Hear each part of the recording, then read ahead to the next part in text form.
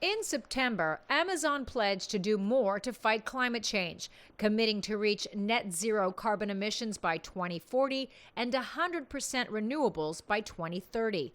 In a statement, founder Jeff Bezos said, if a company with as much physical infrastructure as Amazon, which delivers more than 10 billion items a year, can meet the Paris Agreement 10 years early, then any company can. The move came as climate marches erupted around the world, led mainly by young people demanding more from their governments and companies.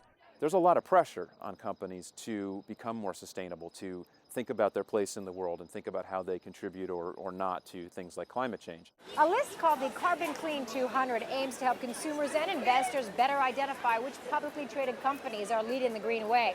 It ranks firms based on the amount of their revenue that is coming up with solutions to fight climate change.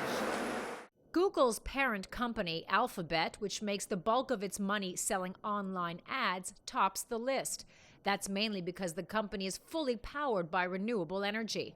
Industrial companies dominate the list, but information technology firms also feature prominently. China has the most companies on the list. A lot of them are of the smaller nature, but there's some bigger ones too, like Lenovo is on there for making their energy efficient devices and computers and different types of internet hardware. BYD, which makes electric vehicles, is also on the list, as is Jinko Solar, one of the largest solar energy companies in the world. So you have a whole sort of raft of energy efficiency, renewable power, electric vehicle, and smart grid companies as well. Apple announced its achievement of 100% clean energy in April of 2018. Many other tech companies, including Microsoft, have vowed to get there too.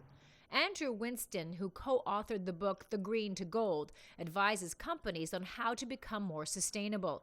He says firms around the world are more attuned to the associated risks of climate change than ever before.